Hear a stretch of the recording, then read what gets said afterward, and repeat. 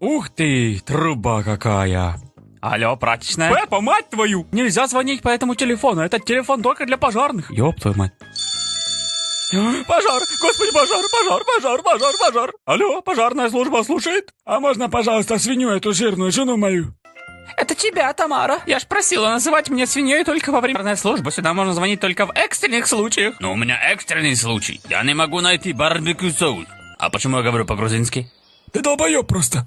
Может мне это, разжечь огонь? Да, пожалуйста, мистер Кролик. Будь осторожен там на шашлыках, мистер Свин. Положись на меня, мама. Мы, папы, знаем про барбекю все. Пока. Может, угля добавить? Подуй хорошенько. Положи-ка побольше растопки.